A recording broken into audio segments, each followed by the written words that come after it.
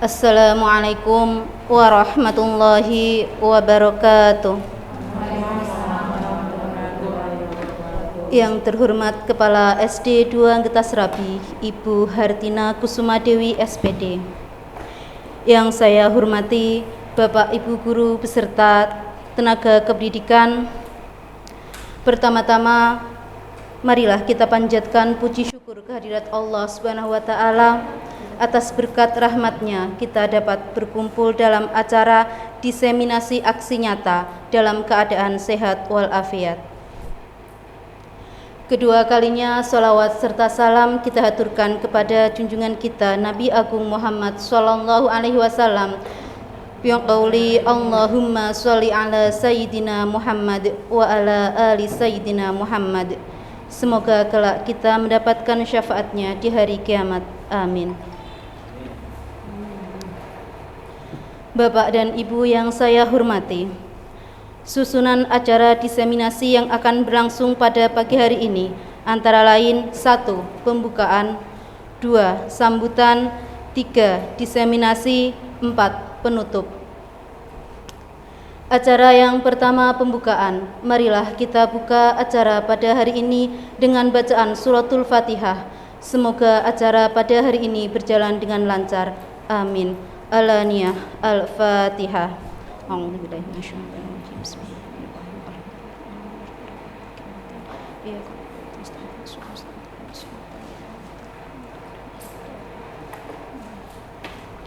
Terima kasih. Acara yang kedua, sambutan, dilanjutkan dengan diseminasi aksi nyata modul 1.4 budaya positif yang akan disampaikan oleh Ibu Hartina Kusuma Dewi SPD. Kepada beliau kami haturkan. Dari saya apabila ada kekurangan dan kehilafan, saya mohon maaf yang sebesar-besarnya. Wassalamualaikum warahmatullahi wabarakatuh. Assalamualaikum warahmatullahi wabarakatuh. Bismillahirrahmanirrahim. Alhamdulillahirabbil alamin. Wa bihi nasta'inu ala umuri dunya waddin. Wassalatu wassalamu ala asyrofil anbiya'i wal mursalin wa ala alihi wa sahbihi ajmain. Amma ba'du. Yang saya hormati Bapak Ibu Guru SD 2 Getas Rabi dan karyawan serta karyawati SD 2 Getas Rabi. Pertama-tama marilah kita panjatkan puji syukur kehadiran Allah Subhanahu wa Ta'ala karena kita diberikan kesehatan. Tidak lupa sholawat serta salam kita haturkan kepada junjungan Nabi kita Nabi Muhammad Sallallahu Alaihi Wasallam agar kita diberikan syafaatnya di hari akhir. Hari ini saya akan menyampaikan tentang diseminasi aksi nyata modul 1.4 budaya positif. Saya di sini tidak menggurui, kita belajar sama-sama, kita berdiskusi bersama-sama. Semoga nanti ilmunya dapat bermanfaat untuk kita semua. Sebelum kita mulai, kita ice breaking dulu. Kita lihat gambar. Berapa banyak hewan pada gambar berikut? Hewan apa saja? Coba dilihat ke depan. Berapa? Ada yang bilang 8. Ada yang bilang 9. Terus?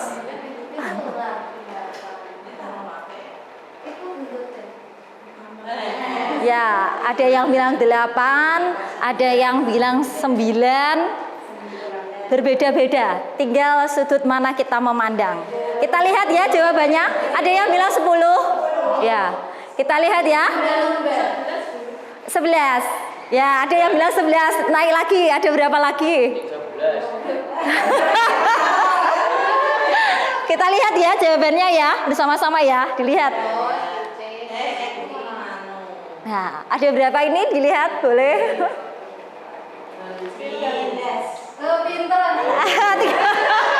Betul, ada yang betul yang bisa menjawab ya. Ya. Sudah, kita langsung.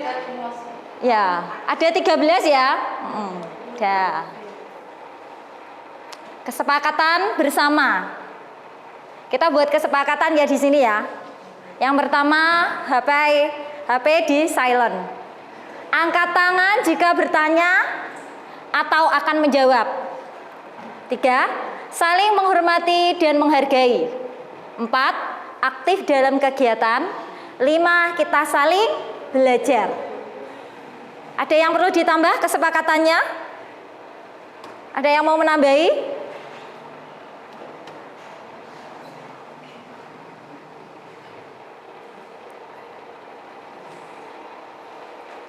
Sudah? Sepakat ini? Jadi kesepakatan kita hari ini? Ya, sepakat ya? Pertanyaan pematik kita, ini dilihat pertanyaannya. Menurut Bapak Ibu, setuju atau tidak setuju dari 3 pertanyaan ini? 1, hukuman dapat mendisiplinkan anak, setuju atau tidak? Yang kedua, pemberian hukuman dengan hal positif seperti membaca atau membersihkan halaman sekolah dapat meningkatkan disiplin anak, setuju apa tidak? Yang ketiga, memberi penghargaan dapat meningkatkan motivasi belajar anak, setuju apa tidak? Ini biasanya beda-beda jawabannya, tidak harus sama. Tinggal Bapak Ibu yang menilainya. Kita lihat ya selanjutnya. Disiplin positif dan nilai-nilai kebajikan. Perubahan paradigma. Kegiatan kepalan tangan. Coba dilihat ini. Dipraktekkan dengan teman sebelahnya coba. Tolong Bapak Ibu baca. Kemudian Bapak Ibu praktekkan dengan teman sebelahnya. Coba. Dipraktekkan dengan teman sebelahnya. Kira-kira apa yang terjadi? Ada yang mau menjawab? Kira-kira apa yang terjadi?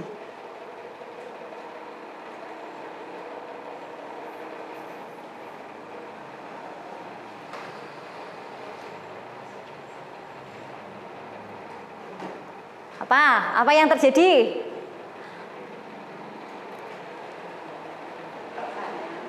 Ada yang mau menjawab?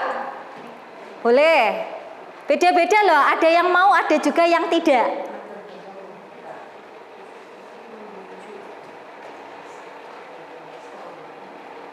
Ada A dan B, Anda dan bersama teman Anda. Sobeklah secari kertas kecil, tuliskan benda atau sesuatu yang sangat berharga untuk Anda. Letakkan di salah satu tangan Anda dan genggam benda sesuatu tersebut dengan segala daya. Buatlah sebuah kepalan tangan. Teman Anda akan mencoba dengan sekuat tenaga dengan berbagai cara untuk meminta Anda memberikan benda tersebut. B bisa membujuk, mengancam, menghardik, merayu, menyuap, apa saja agar dapat membuka kepalan tangan Anda. Apa yang terjadi? Kira-kira apa yang terjadi? Ayo. Apa yang terjadi? Ada yang mau, ada yang tidak ya? Ini ada yang mau, ada yang tidak. Agak kurang tukaran, iya. Kalau mau dan tidak itu tergantung yang mana? Yang mengepalkan tangan ya? Ya, kita lanjutkan. Berarti itu tandanya yang mengontrol siapa? Pemilik ya, memilih diri sendiri ya. Ya, yang mengontrol itu diri sendiri. Nah, ini di sini perubahan paradigma teori kontrol atau teori pilihan, ilusi kontrol. Di sini ada 4, ilusi guru mengontrol murid. Ilusi bahwa semua penguatan positif, efektif dan bermanfaat. Ilusi bahwa kritik dan membuat orang merasa bersalah dapat menguatkan karakter. Kemudian yang keempat, ilusi bahwa orang dewasa memiliki hak untuk memaksa. Ini semua ilusi. Ini semua ilusi.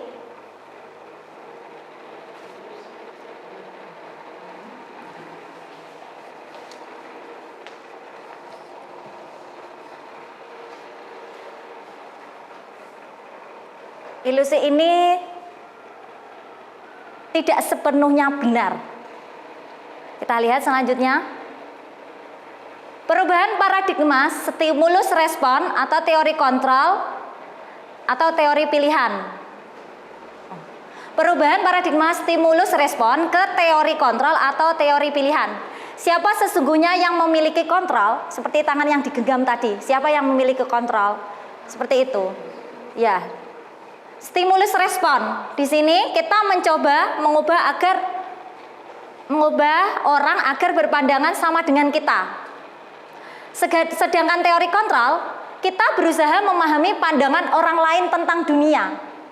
Jadi kita lebih menghargai seseorang dengan teori kontrol, tidak memaksa. Stimulus respon ini perilaku buruk dilihat sebagai suatu kesalahan. Sedangkan teori kontrol, semua perilaku memiliki tujuan. Kemudian yang ketiga, orang lain bisa mengontrol saya. Sedangkan teori kontrol, hanya Anda yang bisa mengontrol diri Anda.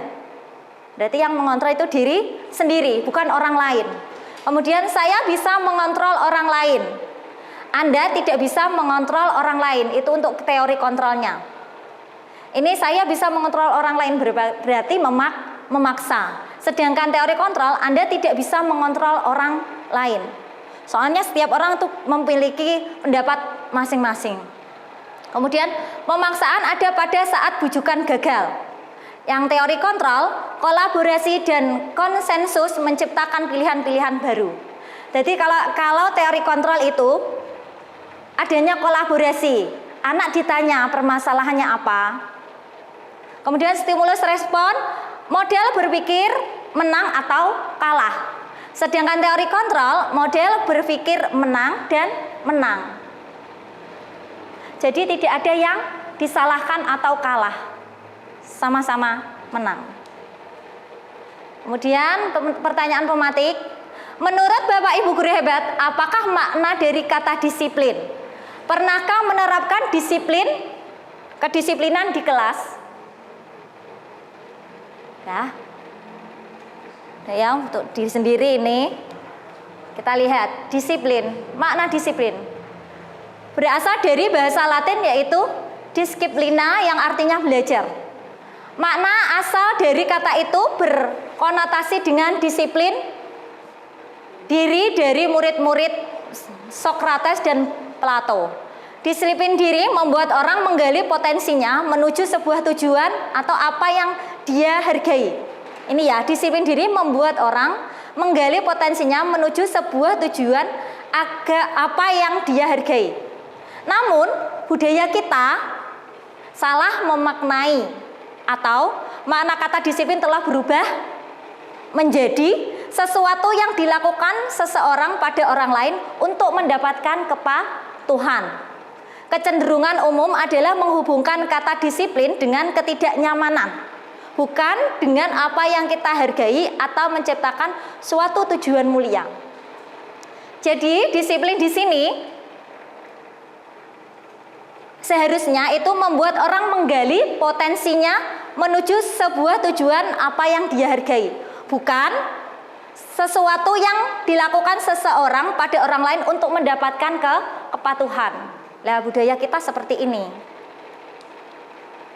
Selanjutnya, nilai-nilai universal, kebajikan universal. Nilai-nilai kebajikan adalah sifat positif manusia yang merupakan tujuan mulia yang ingin dicapai setiap individu. Nilai-nilai tersebut bersifat universal dan lintas bahasa, suku, bangsa, agama maupun latar belakang. Bu, ana Pak Slamet toh. Nyuwun tulung.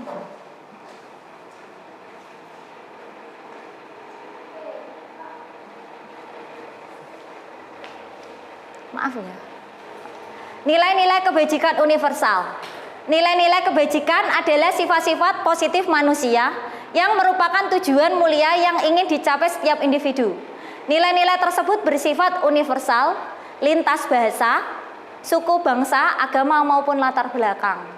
Setiap perilaku atau perbuatan memiliki suatu tujuan. Di sini disampaikan oleh Dr. William Glasser pada teori kontrol tahun 1984. Dengan mengaitkan nilai-nilai kebajikan yang diyakini seseorang, maka motivasi intrinsiknya akan terbangun sehingga menggerakkan motivasi dari dalam untuk dapat mencapai tujuan mulia yang diinginkan. Dian Gosen tahun 1998. Ini motivasi intrinsik itu yang ditimbulkan dari diri sendiri, dari dalam. Jadi kita harus memunculkan motivasi dari dalam, dari intrinsiknya. Nilai-nilai kebajikan yang ingin dicapai oleh setiap anak Indonesia kita kenal dengan profil pelajar Pancasila, yaitu beriman bertakwa kepada Tuhan Yang Maha Esa dan berakhlak mulia. 2. Mandiri. 3. Bernalar kritis, berkebinekaan global, bergotong royong dan kreatif. Sekarang teori motivasi hukuman dan penghargaan secara restitusi. Pertanyaan pematik. Monggo Bapak Ibu lihat dan direnungkan. Kira-kira motivasi apa yang mendasari?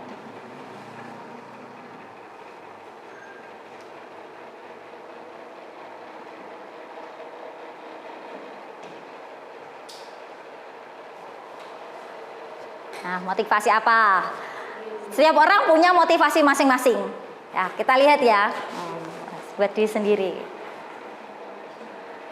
Teori motivasi perilaku manusia. Motivasi itu ada 2, motivasi eksternal sama motivasi internal. Nah, di sini teori motivasi perilaku manusia ada 3. 1, untuk menghindari ketidaknyamanan atau hukuman. Untuk menghindari ketidaknyamanan atau hukuman, takut untuk dihukum, takut merasa tidak nyaman. Itu motivasi eksternal. Jadi kalau anak kita memberikan motivasi tapi sedikit ada ancaman, itu termasuk motivasi eksternal. Yang kedua, untuk mendapatkan imbalan dari orang lain atau institusi, itu termasuk motivasi eksternal. Dari luar, bukan dari dalam. Mendapatkan imbalan, pujian. Yang ketiga, untuk menghargai diri sendiri. Nah, ini yang termasuk motivasi internal, yang dari dalam diri sendiri. Ini yang harus ditumbuhkan.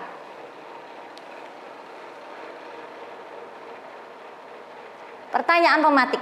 Pernahkah Bapak Ibu guru hebat memberikan penghargaan atau hadiah pada murid karena telah melakukan sesuatu? Ya. Nih, pernah apa tidak? Pernah. Ya, kalian sudah, Bapak Ibu sudah bisa menjawab sendiri. Nah, dihukum oleh penghargaan. Bahwa penghargaan berlaku sama dengan hukuman. Jadi penghargaan itu sama artinya hukuman. Dalam arti meminta atau membujuk seseorang melakukan sesuatu untuk memenuhi suatu tujuan tertentu dari orang yang meminta atau membujuk, dorongannya eksternal dan akan ada faktor ketergantungan. Beberapa dampak dari pemberian penghargaan. Jadi penghargaan itu sama artinya dengan hukuman. Ada beberapa dampak yang diakibatkan oleh penghargaan. Mungkin dulu saya juga berpikiran kalau penghargaan itu bagus. Ternyata yang saya anggap itu bagus, ternyata tidak benar. Penghargaan itu sama artinya hukuman. Ada faktor ketergantungan. 1, pengaruh jangka pendek dan jangka panjang. Kalau ada penghargaan itu biasanya pengaruh jangka pendek. Nanti kalau penghargaannya tidak diberikan, sudah selesai. Tidak ada tindak lanjutnya lagi. Kemudian penghargaan itu menghukum. Menghukum dalam arti kalau ada ranking 1 sampai terakhir. Lah, kalau yang ranking terakhir ada rankingnya, itu bersifat menghukum yang mendapat nilai terakhir. Merasa dirinya gagal. Kemudian penghargaan mengurangi ketepakatan. Kadang penghargaan itu tidak selalu tepat. Kita salah memberikan penghargaan. Kemudian penghargaan tidak efektif. Di sini penghargaan tidak efektif itu kalau kita memberikan sesuatu kepada anak, terus lain hari kita tidak memberikan. Dia tidak mau melakukan sesuatu karena kita tidak memberikan barang tersebut. Itu jadi tidak efektif. Penghargaan merusak hubungan.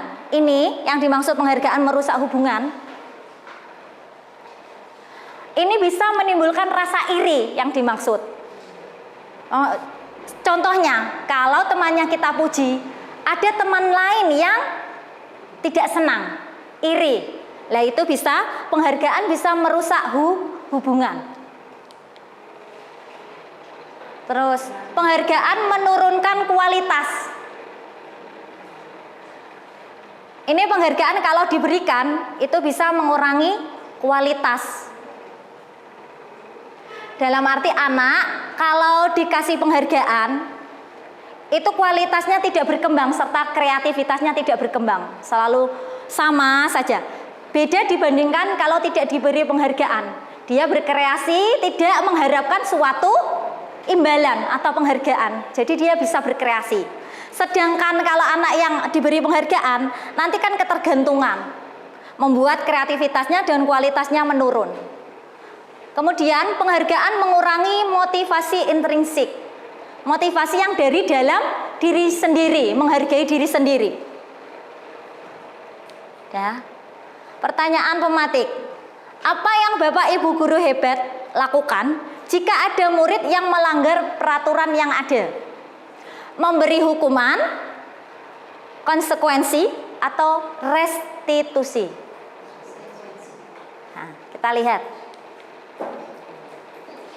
Nah, ini ada tindakan guru, termasuk yang manakah? Hukum atau konsekuensi ini? Tolong dijawab.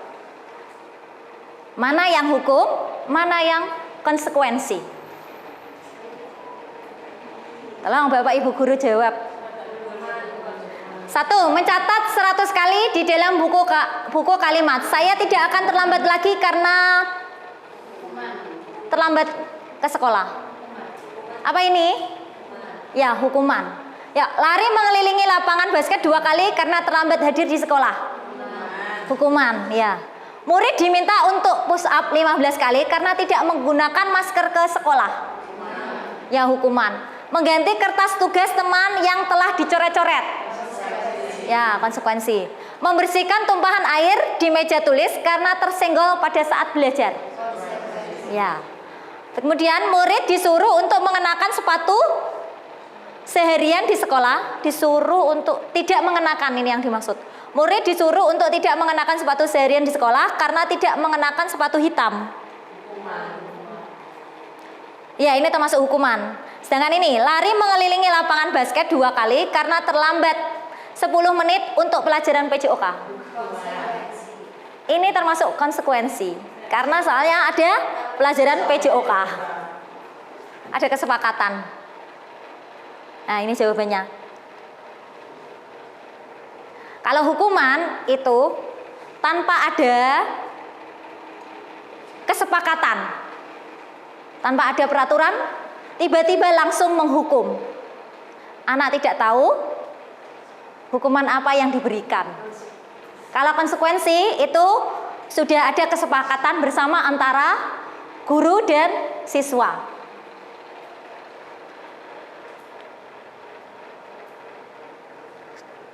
Di sini dijelaskan perbedaan hukuman dan konsekuensi. Hukuman sesuatu yang menyakitkan harus terjadi, sedangkan konsekuensi sesuatu harus terjadi. Hukuman membuat anak sakit fisik maupun hati untuk jangka waktu yang lama, sedangkan konsekuensi membuat anak merasa tidak nyaman dalam waktu jangka yang pendek. Hukuman anak membenci kedisiplinan, jadi benci disiplin. Konsekuensi anak menghargai disiplin. Hukuman bersifat paksaan, sedangkan konsekuensi stimulus atau tanggapan. Hukuman mendorong anak menyakiti diri sendiri, sedangkan konsekuensi mendorong anak agar mudah menyesuaikan diri. Hukuman konsep diri yang buruk, sedangkan konsekuensi konsep diri yang baik. Hukuman anak belajar untuk menyembunyikan kesalahan, sedangkan konsekuensi anak belajar untuk mematuhi peraturan. Hukuman marah, rasa bersalah, dipermalukan, merasa tak dihargai. Konsekuensi kehilangan hak, dibuat tidak nyaman, diasingkan untuk sementara. Sekarang restitusi. Apa itu restitusi? Adalah proses menciptakan kondisi bagi murid untuk memperbaiki kesalahan mereka, sehingga mereka bisa kembali pada kelompok mereka dengan karakter yang lebih kuat. Restitusi juga merupakan proses kolaboratif yang mengajarkan murid untuk mencari solusi untuk masalah mereka, dan membantu murid berpikir tentang orang seperti apa yang mereka ingin menjadi atau tujuan mulia, dan bagaimana mereka harus memperlakukan orang lain. Dari Gosen tahun 2004. Nah, kita lihat. Ini ada hukuman, konsekuensi, dan restitusi. Hukuman itu termasuk yang identitas gagal. Jadi sebaiknya kita menghindari hukuman. Sedangkan identitas sukses yaitu konsekuensi dan restitusi. Ya, bisa dilihat ini. Hukuman itu termasuk negatif, sedangkan konsekuensi itu netral. Kalau restitusi itu positif. Kalau hukuman, sesuatu yang menyakitkan harus terjadi. Tidak nyaman, korban mendapatkan keadilan, murid anak akan tersakiti. Perilaku pasif agresif meningkat. Sistem tidak akan berjalan bila murid tidak takut. Ini tidak takut. Kalau tidak takut ya tidak berjalan. Nih, berlaku hanya pada sebuah institusi, tidak berlanjut pada kehidupan nyata. Kemudian peraturannya adalah kamu harus memaksa, nggih. Murid atau anak membenci peraturan. Sedangkan konsekuensi sesuatu harus terjadi.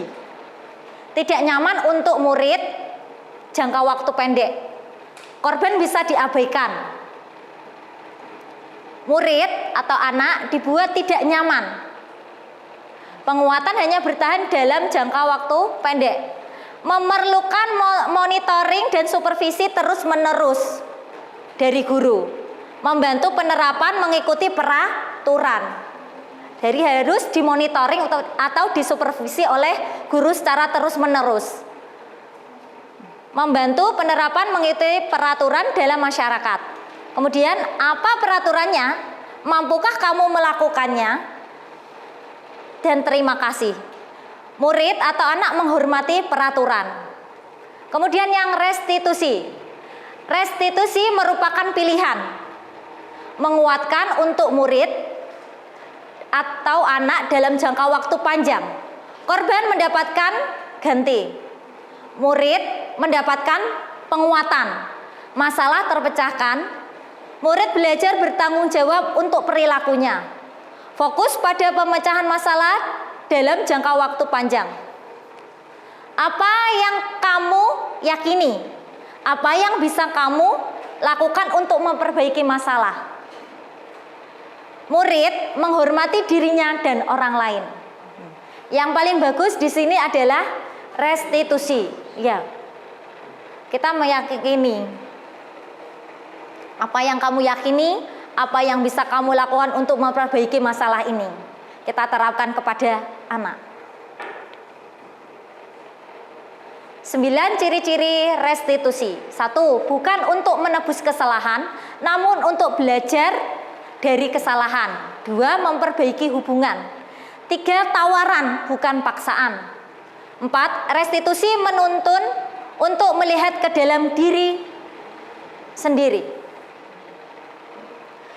Restitusi mencari kebutuhan dasar yang mendasari tindakan. Restitusi diri adalah cara yang paling baik.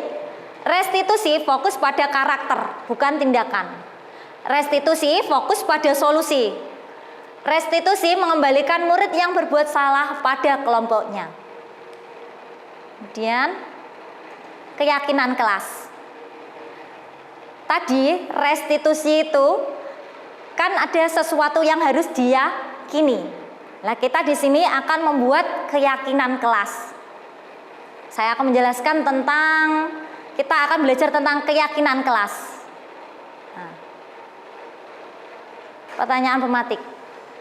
Bapak Ibu guru hebat, mengapa kita memakai helm saat berkendara?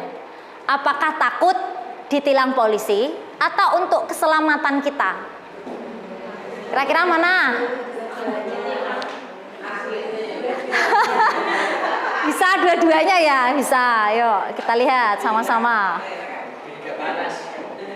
Ini, seseorang akan lebih tergerak dan bersemangat untuk menjalankan keyakinannya daripada hanya sekedar mengikuti serangkaian peraturan tertulis tanpa makna. Murid-murid pun demikian, mereka perlu mendengarkan dan memahami arti sesungguhnya tentang peraturan-peraturan yang diberikan. Apa nilai-nilai kebajikan di balik peraturan tersebut? Apa tujuan utamanya? Dan menjadi tidak tertarik atau takut sehingga hanya sekedar mengikuti serangkaian peraturan-peraturan yang mengatur mereka tanpa memahami tujuan mulianya. Maka diperlukan adanya keyakinan kelas. Ya, tadi seperti itu ya. Kita memakai helm itu takut ditilang atau menjaga keselamatan diri sendiri. Nah, ya seperti ini.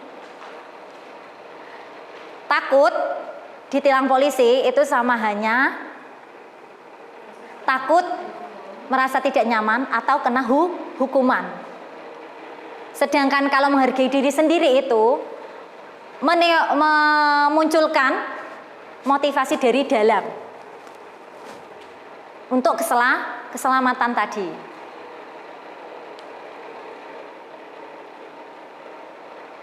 Ini. Mengapa tidak peraturan saja? Mengapa harus keyakinan kelas? Kenapa? Untuk mendukung motivasi intrinsik kembali ke nilai-nilai atau keyakinan-keyakinan, lebih menggerakkan seseorang dibandingkan mengikuti serangkaian peraturan-peraturan. Keyakinan kelas itu bisa menimbulkan motivasi intrinsik dari dalam. Bila dibandingkan peraturan-peraturan yang hanya sifatnya dibuat oleh seseorang, bisa guru, bisa kepala sekolah. Sedangkan kalau keyakinan kelas dibuat bersama-sama antara guru, murid, dan kepala sekolah. Dibuat bersama-sama. Kita lihat posisinya peraturan kelas itu paling bawah. Dari peraturan kelas kita bisa membuat keyakinan kelas.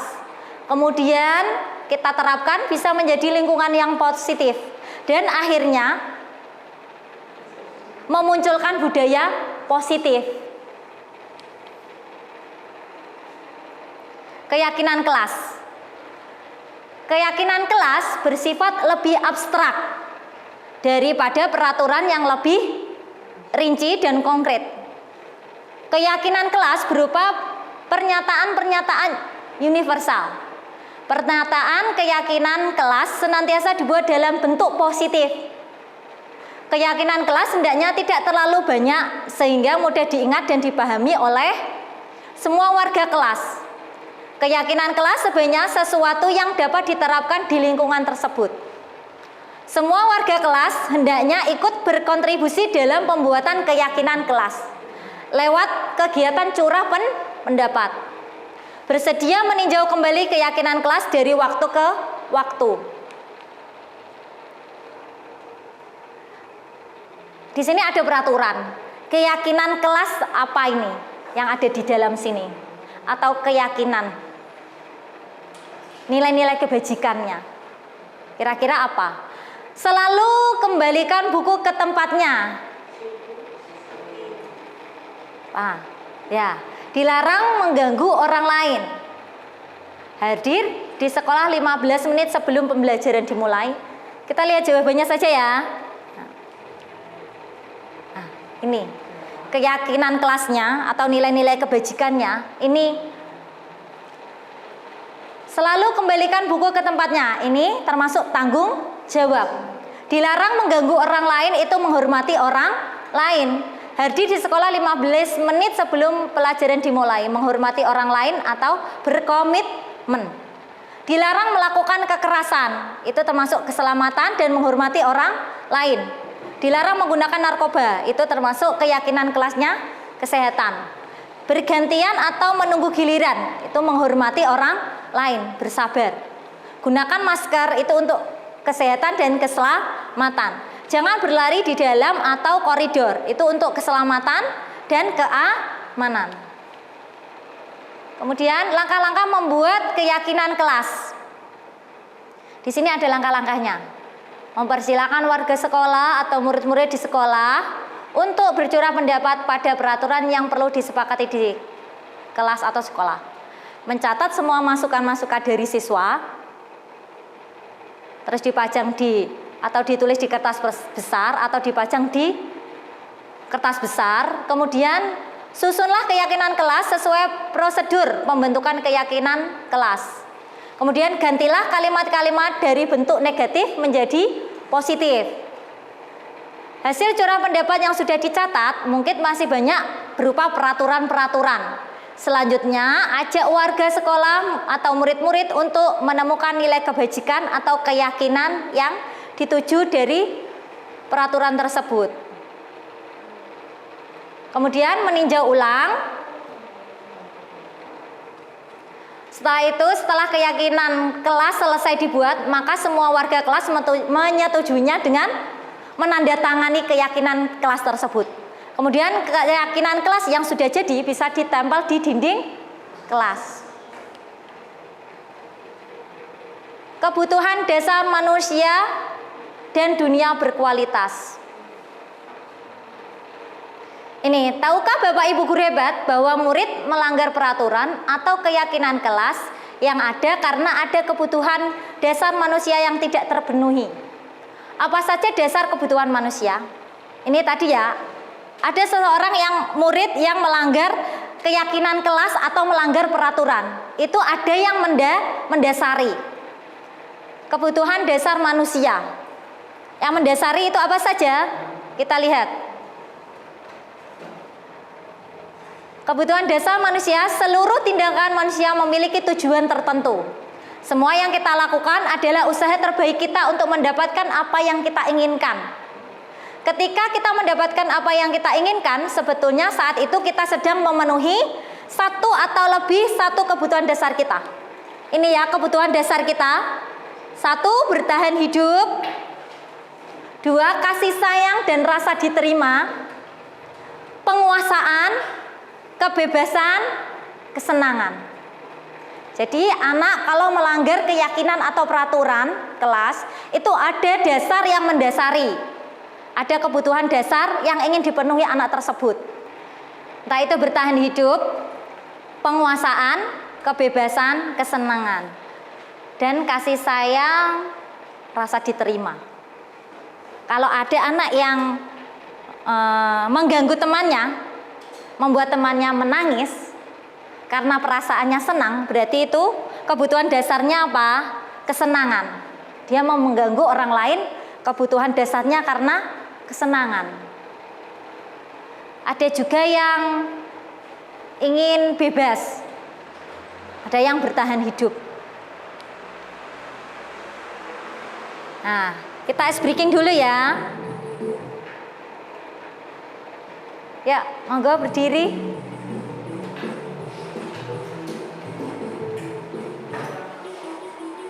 Ayo. Biar nggak pegel.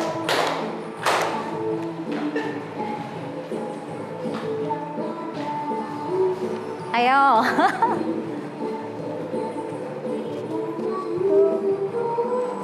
Goyang-goyang, digoyang-goyang, digoyang-goyang.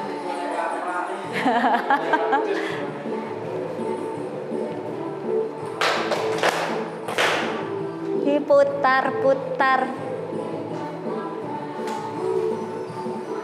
Diputar-putar. Goyang. Digoyang-goyang, digoyang-goyang.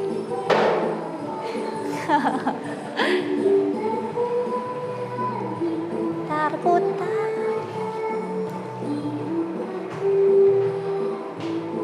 Ke bawah.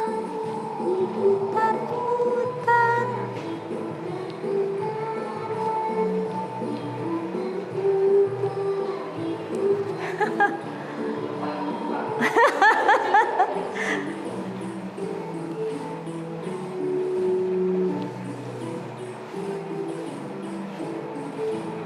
Biar tidak capek.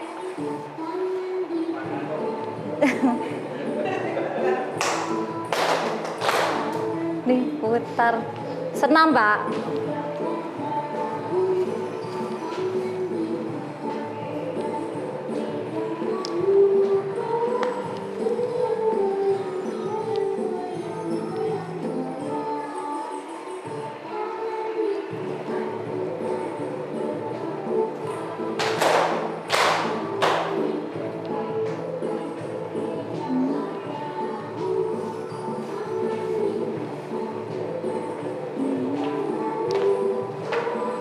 Digoyang-goyang, digoyang-goyang, goyang.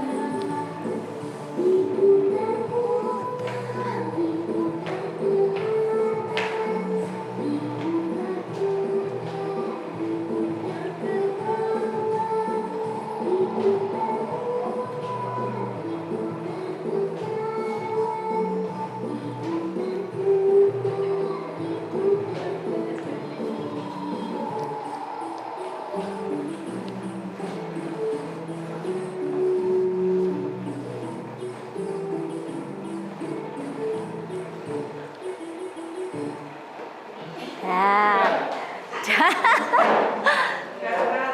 Biar nggak ngantuk.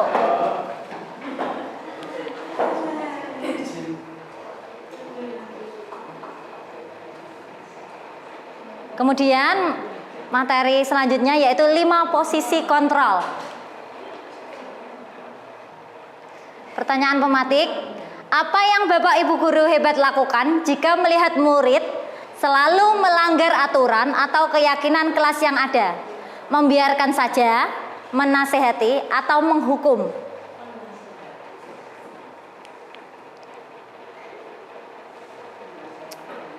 Lima posisi kontrol. Dian Gosen dalam bukunya Restructuring School Discipline tahun 1998 mengemukakan bahwa guru perlu meninjau kembali penerapan disiplin di dalam ruang-ruang kelas mereka selama ini. Apakah telah efektif? Apakah berpusat, memerdekakan dan memandirikan murid? Bagaimana dan mengapa? Melalui serangkaian riset dan berdasarkan pada teori kontrol, Dr. William Glasser Gosen berkesimpulan ada 5 posisi kontrol yang diterapkan seorang guru, orang tua, ataupun atasan dalam melakukan kontrol. Kelima posisi kontrol tersebut adalah penghukum, pembuat rasa bersalah, teman, pemantau, dan manajer. Mari kita tinjau lebih dalam kelima posisi kontrol ini. Bisa dilihat ini. 5 posisi kontrol yaitu penghukum, pembuat rasa bersalah, teman, pemantau, dan manajer. Di sini yang termasuk identitas gagal itu penghukum dan pembuat rasa bersalah. Kita sebaiknya menghindari penghukum atau pembuat rasa bersalah. Sedangkan teman, pemantau itu termasuk identitas berhasil atau sukses. Kontrol dari luar, motivasi eksternal. Sedangkan manajer itu identitas berhasil sukses dari motivasi internal. Nih, bisa dilihat. Penghukum itu menghukum, guru menghardik, menyakiti, dan menyindir. Guru berkata, kalau kamu tidak melakukannya, awas ya, rasakan. Hasilnya memberontak, menyalahkan orang lain, berbohong. Kaitan dengan dunia berkualitas, murid meletakkan guru di luar dunia berkualitas. Murid berkata, biarkan saja, nanti juga marah-marah lagi. Murid mesti ngeyel. Dampak pada murid mengulangi kesalahan. Itu kalau dari penghukum.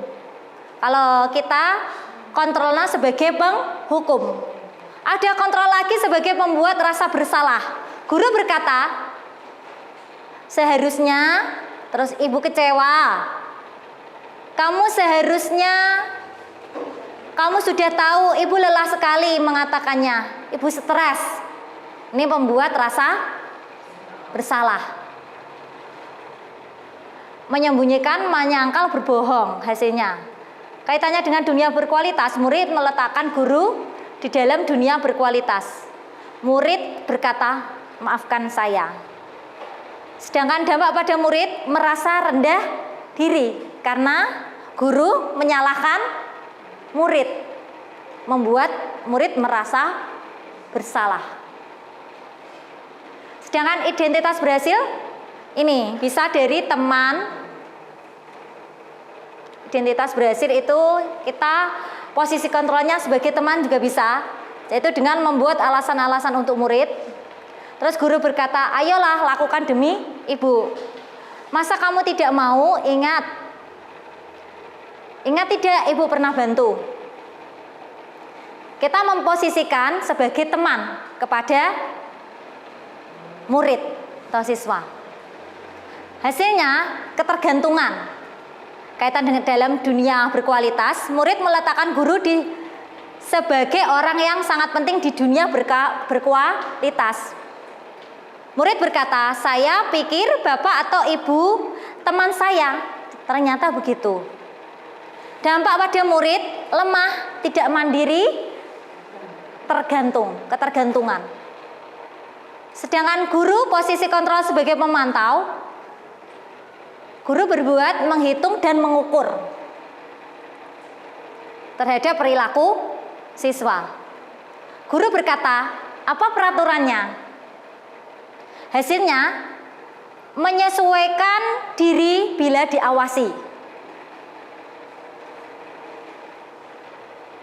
Terus kaitan dengan dunia berkualitas, murid meletakkan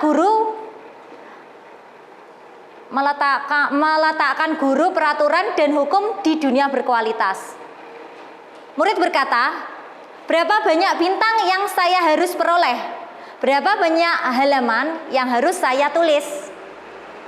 Ini mematuhi peraturan. Apa peraturannya? Dampak pada murid menitik beratkan pada sanksi atau hadiah untuk dirinya. Ini peraturan sekaligus penghargaan tadi. Identitas berhasil atau sukses. Ini posisi kontrol sebagai manajer, yaitu guru berbuat mengajukan pertanyaan-pertanyaan kepada murid. Masalah yang dihadapi oleh murid. Guru berkata, apa yang kita yakini? Apa yang bisa kamu kerjakan untuk memperbaiki masalah ini? Hasilnya menguatkan pribadi. Kaitan dengan dunia berkualitas, murid meletakkan dirinya sebagai individu yang positif dalam dunia berkualitas. Murid berkata, bagaimana caranya saya bisa memperbaiki masalah atau keadaan? Murid berpikir, bagaimana caranya saya bisa memperbaiki masalah? Bukan dari kita, tapi dari murid sendiri. Dampak pada murid mengevaluasi diri, bagaimana cara memperbaiki diri. Ini menimbulkan motivasi dari dalam atau intrinsik. Ini pernyataan-pernyataan posisi kontrol. Saya kecewa sekali dengan kamu. Itu pembuat rasa bersalah. Kamu tidak pernah benar melakukannya. Penghukum. Ayolah lakukan demi ibu atau bapak. Itu posisi kontrolnya sebagai teman. Apakah kamu mau mendapatkan stiker bintang hari ini? Itu pemantau. Bagaimana kamu bisa menyelesaikan masalah ini? Ini posisi manajer. Sedangkan kamu selalu yang paling terakhir. Itu penghukum. Nah, kita saksikan video ini. 5 posisi kontrol. Ada contoh di dalamnya. Dari Kemendikbud. Salam bahagia Ibu dan Bapak Guru hebat. Dalam menerapkan disiplin restitusi, salah satu program yang digunakan adalah 5 posisi kontrol. 5 posisi kontrol dalam restitusi adalah proses perjalanan seorang pendidik agar dapat mengenali dirinya. Pada video kali ini, kita akan membahas tentang 5 posisi kontrol yang dikembangkan oleh Brian Dawson dan contoh penerapannya.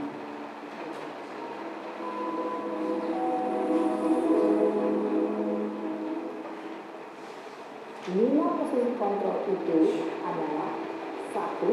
Posisi penghukum. 2. Posisi pembuat merasa bersalah. 3. Posisi teman. 4. Posisi pemantau atau monitor. Dan 5. Posisi manajer. Untuk lebih memahami kelima posisi tersebut, mari kita saksikan kasus Naem yang terlambat hadir 20 menit di sekolah dan melihat bagaimana kelima posisi kontrol dalam menghadapi masalah tersebut.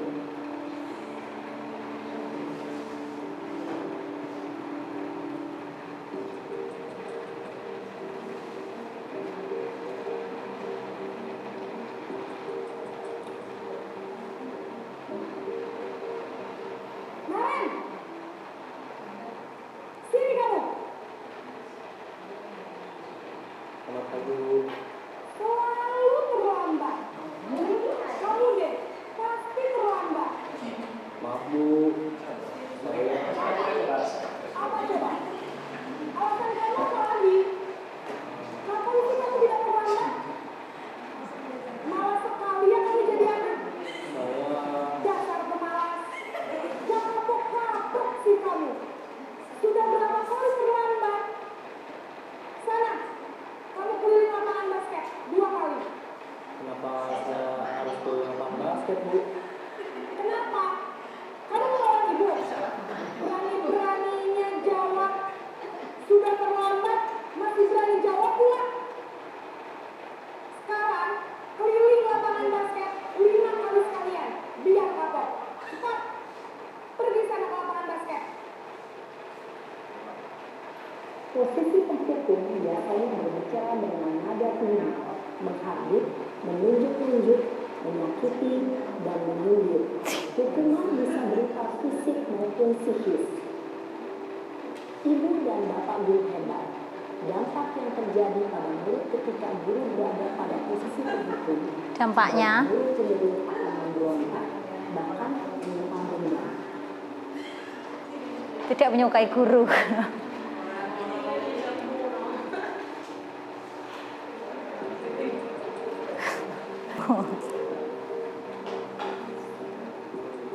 Membuat rasa bersalah ini. Ini yang pembuat rasa bersalah.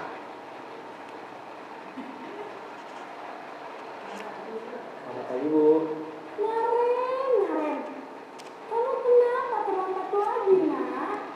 Ya Tuhan, Naren. Kamu senang ya bikin ibu susah ya? Kalau kamu terlambat lagi, nanti ibu yang ditegur bapak kepala sekolah, nak. Disangka ibu tidak bisa membina kamu. Membuat rasa bersalah ini. Gimana ini?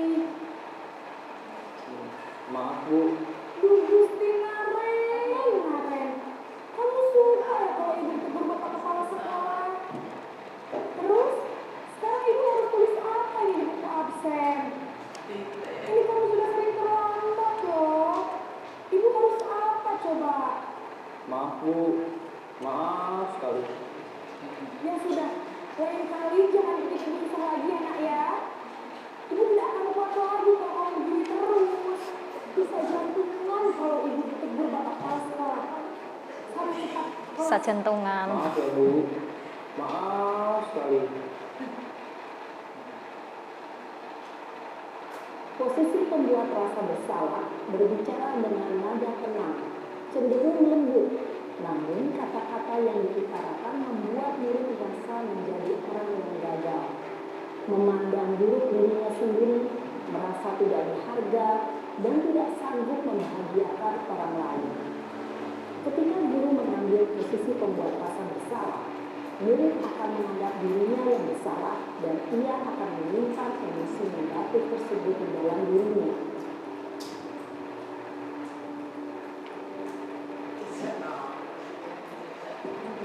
Ini sebagai posisi teman.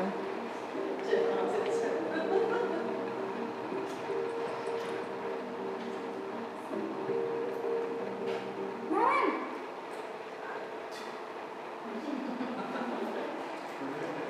Selamat pagi Bu. Wah, sudah jam berapa ini nak? Terlambat lagi ya sayang.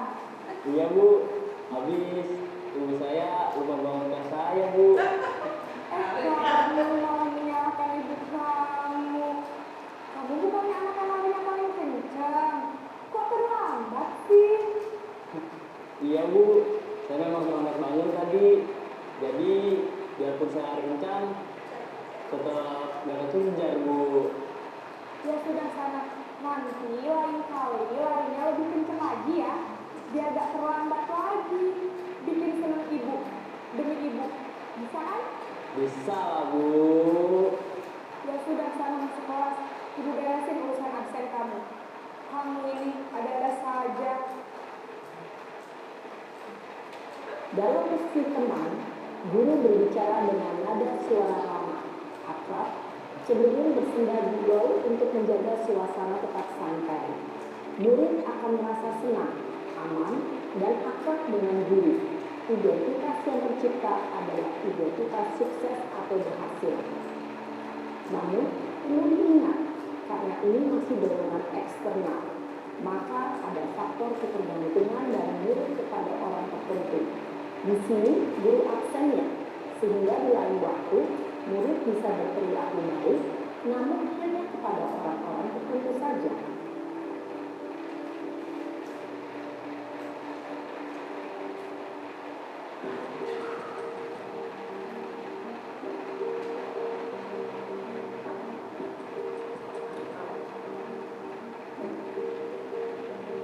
Naren!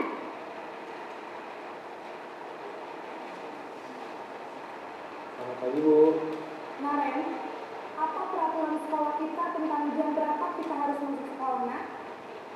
Kita harus di sekolah jam 7 Bu. Iya betul, sekarang sudah jam 7.20. Naren sudah tahu konsekuensinya jika terlambat hadir. Paham Bu, saya harus tinggal kelas pas jam istirahat selama 20 menit. Iya benar, konsekuensinya demikian. Jadi nanti jam 9.30 pas istirahat, kamu harus tinggal di kelas, kerjakan tugas tambahan untuk ketertinggalan kamu, ya? Baik Bu.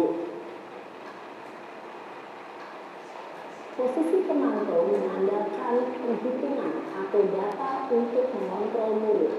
Guru mengarahkan murid berdasarkan peraturan dan konsekuensi. Seorang pemantau menunjukkan bahasa tubuh dan ekspresi wajah yang datar dan cenderung formal.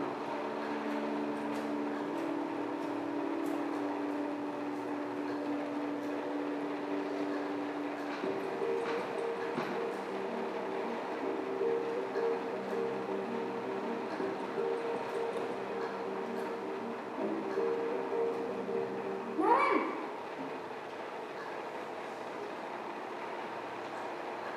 Selamat pagi Bu. Selamat pagi, Naren. Maaf Bu, saya terlambat.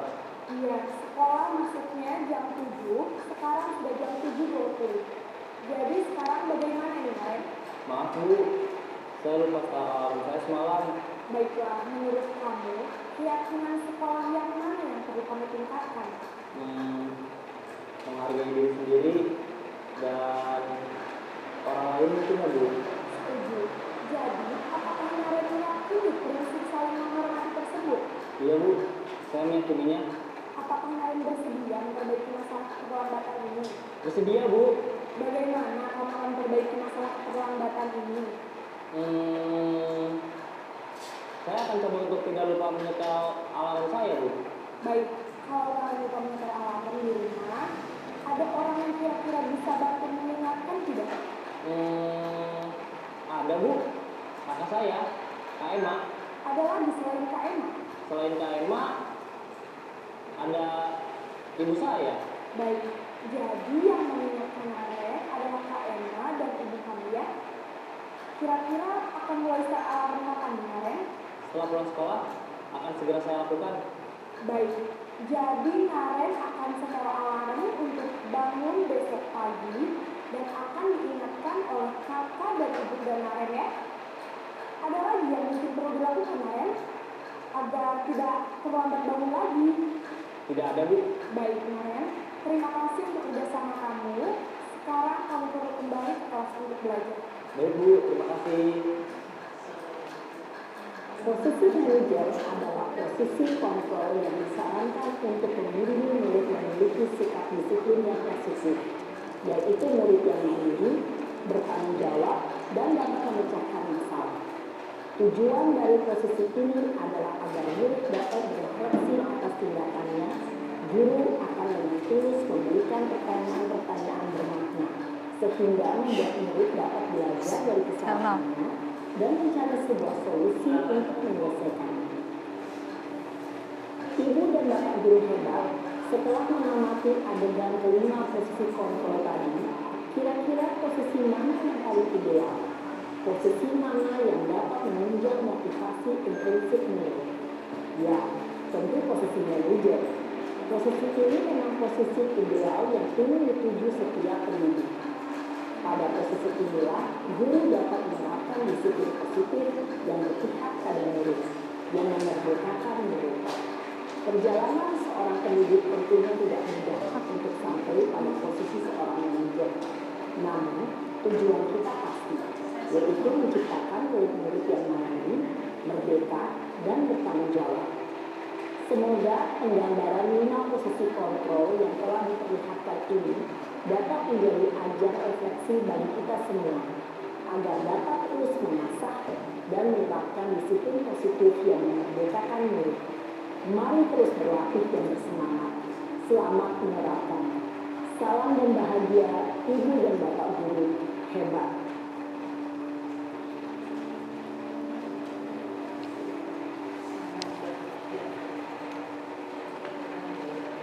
Nah, ini tadi kita telah melihat video tentang contoh posisi 5 posisi kontrol seorang guru.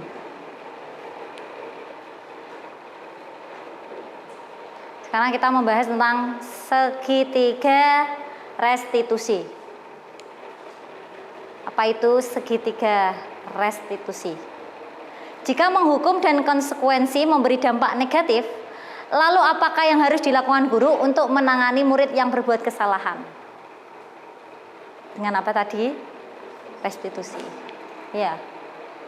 Ini ada gambaran segitiga restitusi.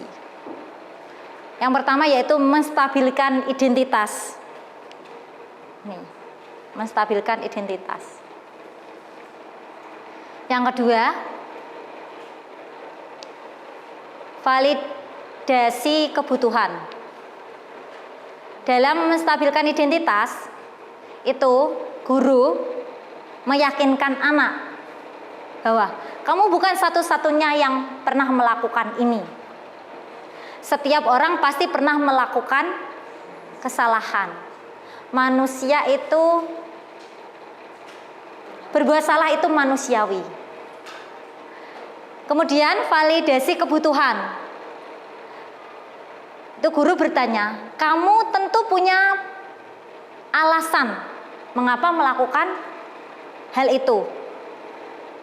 Adakah cara yang lebih efektif untuk mendapatkan apa yang kamu butuhkan?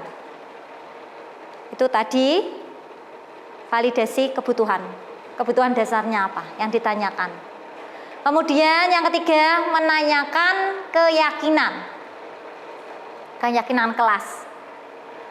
Nilai-nilai apa yang telah kita sepakati. Kemudian, kamu ingin menjadi orang yang seperti apa atau bagaimana? Ini menstabilkan identitas untuk membuat anak yang merasa gagal karena berbuat salah menjadi positif terhadap dirinya. Guru berkata, berbuat salah itu hal yang manusiawi. Tidak ada manusia yang sempurna. Bapak Ibu juga berbuat salah. Kita pasti bisa menyelesaikan permasalahan ini. Bapak Ibu tidak tertarik untuk mencari tahu siapa yang benar, siapa yang salah. Bapak Ibu lebih tertarik untuk menyelesaikan masalah. Jadi tidak mencari tahu siapa yang benar maupun yang salah, tetapi menyelesaikan masalah. Kalau kamu menyalahkan dirimu sendiri terus-menerus, apakah kamu bersikap baik pada dirimu sendiri? Nah, ini menstabilkan identitas. Kemudian yang kedua, validasi kebutuhan.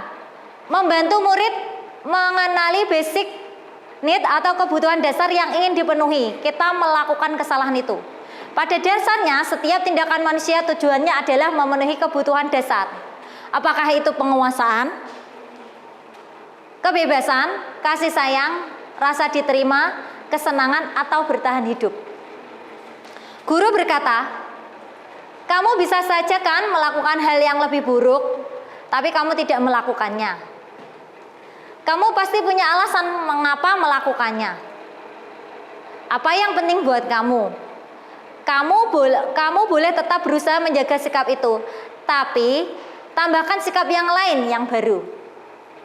Maukah kamu belajar cara lain untuk mendapatkan yang kamu butuhkan tanpa harus memukul? Kemudian, apakah kamu bisa melakukan dengan lebih baik besok lagi? Kemudian, menanyakan keyakinan. Anak melihat kesalahannya dihubungkan dengan norma sosial dan nilai-nilai yang mendasari manusia berinteraksi dengan orang lain. Guru berkata, apa nilai yang kita percaya di kelas kita? Nilai-nilai universal apa yang telah kita sepakati? Kelas yang ideal itu seperti apa sih? Kamu ingin jadi anak yang seperti apa? Apa yang kamu rasakan ketika kamu lakukan itu? Kamu menjadi orang yang seperti apa?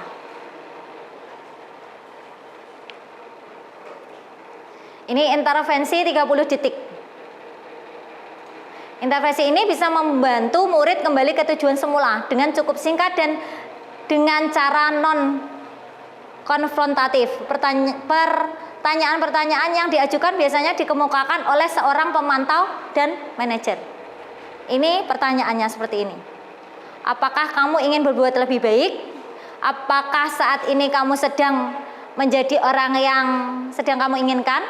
Apakah kamu bisa mengubah perilaku kamu saat ini menjadi sikap yang lebih membantu?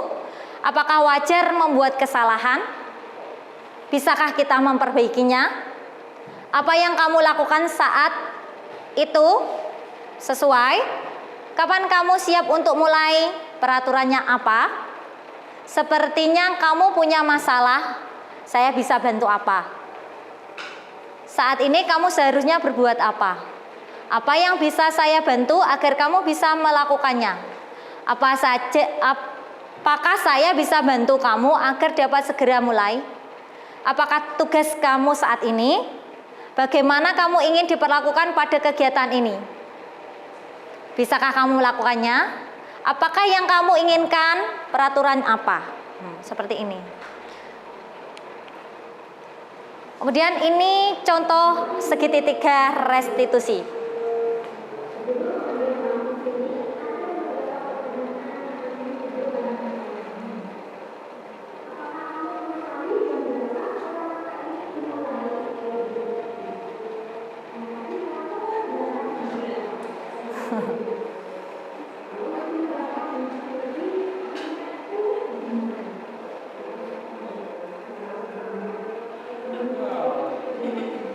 Ini menstabilkan identitas.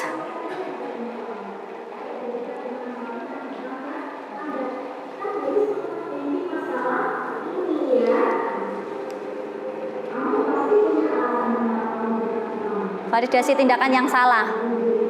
Validasi tindakannya apa?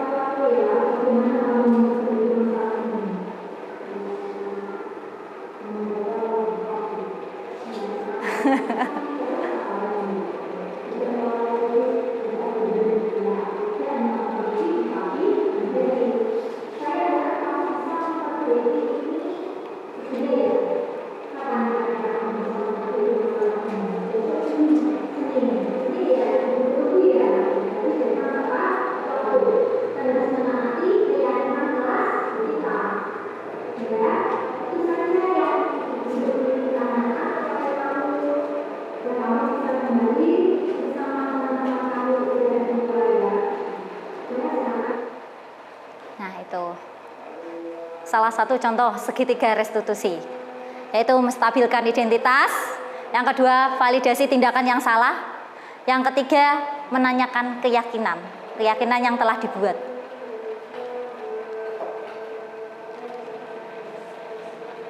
Nah, saya ini ada kasus. Tolong Bapak Ibu Guru menjawab pertanyaan dari kasus tersebut. Bisa dijawab di sini. Cara berkelompok boleh.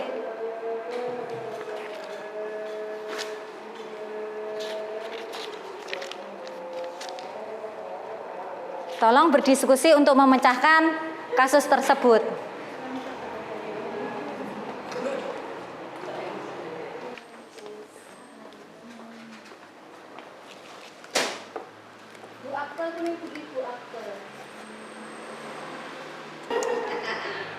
Kalau sudah, bisa ditempelkan di sini hasilnya. Kelompok 1.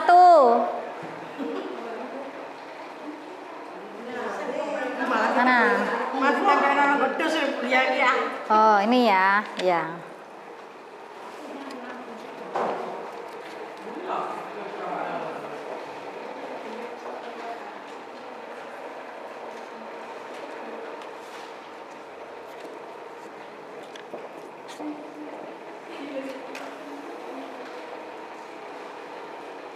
Ya, kita lihat ya. Nah, ada yang maju saja ya. Monggo Bu. Bu Ria, monggo. Nanti saya bantu. Monggo Bu Dina. Niki membacakan ini. Sama menjelaskan. Yang jenengan bisa. Monggo.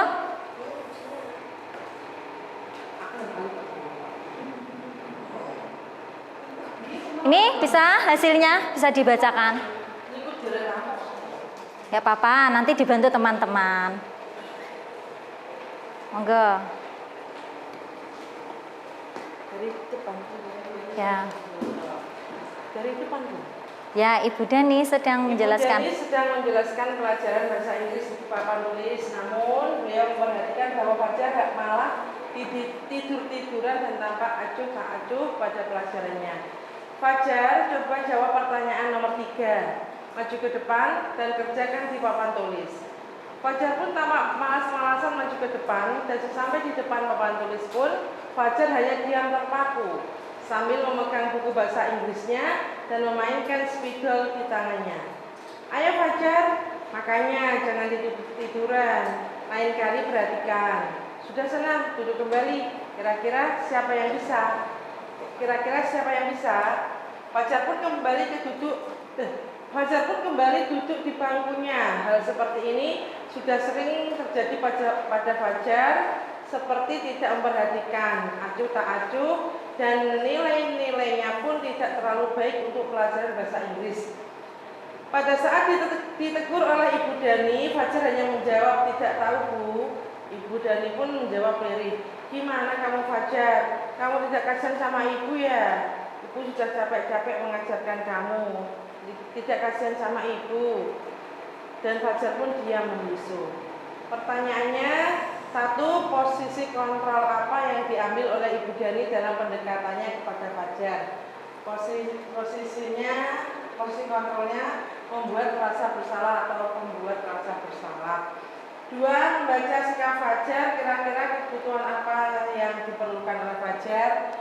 Kebutuhannya adalah menyampaikan Rasa diterima, kasih sayang, kasih sayang, kasih sayang, kasih sayang dan rasa ingin diterima. Ya, butuh kasih sayang dan rasa ingin diterima.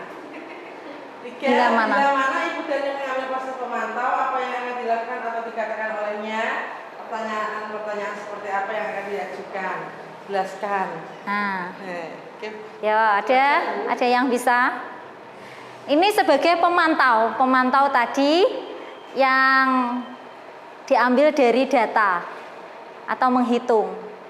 Ini seperti peraturannya apa? Seperti itu tadi. Konsekuensinya tadi itu yang. Ini posisi kontrolnya yang pemantau, yang guru sebagai pemantau.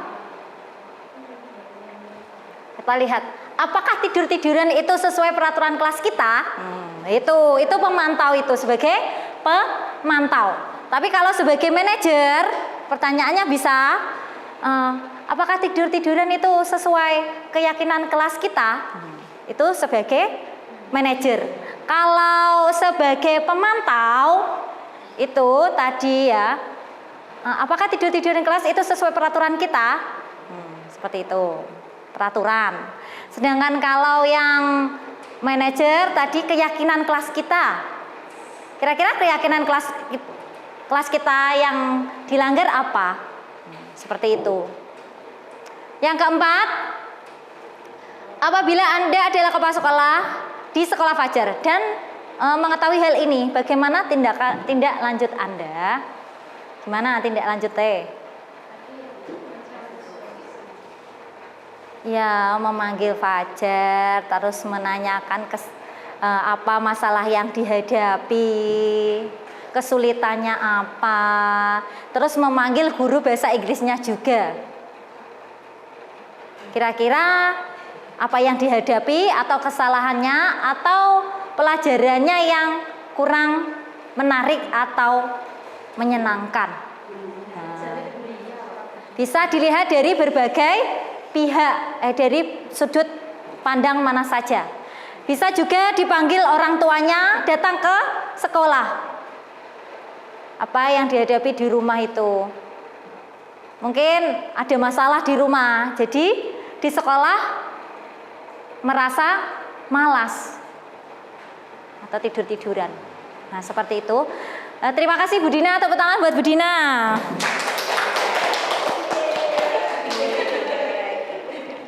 Nah,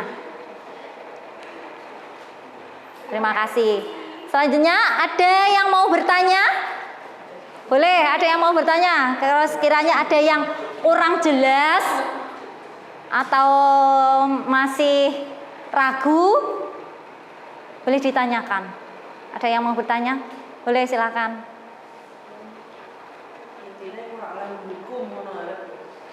Iya. Ya, intinya tidak boleh menghukum. Apakah itu alasannya kenapa tidak boleh ada ranking di kelas? Iya, salah satunya itu penghargaan sama artinya dengan hukuman. Penghargaan tadi menghukum sama. Berarti kan teori-teori dulu terhapuskan berarti.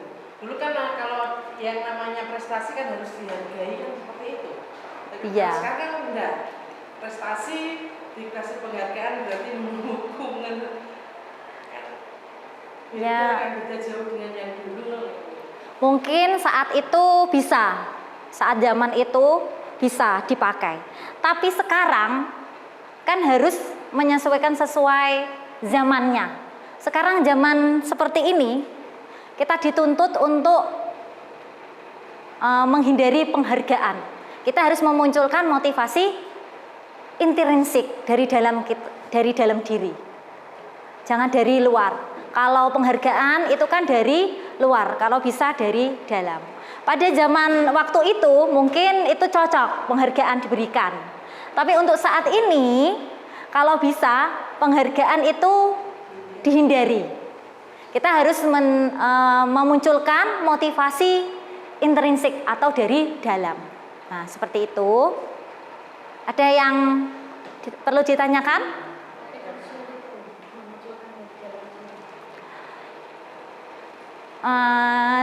Aslinya itu ya mungkin sedikit demi sedikit belajar. Soalnya menerapkan hal yang baru itu sulit. Mungkin sulit, ada polemik, ada kendala, banyak kendala yang dihadapi. Tapi kalau bisa itu menerapkan motivasi intrinsik. Biar menghargai dirinya sendiri, biar tidak ketergantungan. Itu kalau bisa memunculkan motivasi intrinsik dengan adanya keyakinan kelas tadi. Ada yang perlu ditanyakan lagi? Memunculkan motivasi intrinsik. Sudah? Sudah. Nah, refleksi pembelajaran kali ini, posisi kontrol yang paling baik diterapkan itu 3, teman, apalagi pemantau dan manajer. Tapi paling disarankan untuk digunakan itu manajer. Tapi tidak menutup kemungkinan ya kalau mungkin menggunakan yang posisi pemantau sebagai teman. Apakah boleh? Boleh. Apakah menggunakan yang pemantau boleh? Boleh. Tapi yang paling disarankan itu sebagai manajer. Kalau teman dan pemantau itu memunculkan motivasi dari eksternal, dari luar. Sedangkan kalau manajer itu memunculkan dari dalam atau intrinsik, seperti itu. Oke. Terus kemudian kalau memecahkan kasus, nah, kita perlu adanya segitiga restitusi. Tadi ada 3, yaitu menstabilkan identitas, 2 validasi tindakan yang salah, yang ketiga menanyakan keyakinan. Validasi identitas itu tidak membuat bersalah, menstabilkan identitas. Kalau manusia itu tidak ada yang sempurna. Bu Guru juga pernah salah. Berbuat salah itu manusiawi, seperti itu. Bukan kamu saja yang pernah melakukan kesalahan, tetapi juga orang lain juga pernah melakukan kesalahan. Nah, yang kedua, validasi tindakan yang salah. Itu menanyakan mengapa kamu melakukan hal itu? Apa alasannya kamu melakukan hal itu? Pasti ada alasan yang mendasari jika membuat kesalahan, melanggar peraturan atau melanggar keyakinan, itu ada kebutuhan yang harus dipenuhi. Validasi tindakan yang salah. Yang ketiga, itu menanyakan keyakinan. Keyakinan yang sudah dibuat di dalam kelas. Keyakinan mana yang kamu langgar? Keyakinan mana yang kamu percayai? Kamu ingin menjadi seperti apa? Seperti itu. Nah, demikian kita belajar hari ini, kita belajar bersama, diskusi. Saya di sini bukan menggurui. Kita belajar bersama tentang budaya positif di sekolah. Semoga kita bisa menerapkannya di sekolah kita. Agar menerapkan budaya positif di sekolah. Tidak ada hukuman, kekerasan. Nah, adanya restitusi. Nah, itu harapan dari saya. Semoga bisa terlaksana di SD 2 Geta Serabi. Nah, sekian dari saya. Terima kasih atas kehadiran Bapak Ibu guru semua dalam aksi nyata diseminasi budaya positif. Terima kasih. Assalamualaikum warahmatullahi wabarakatuh.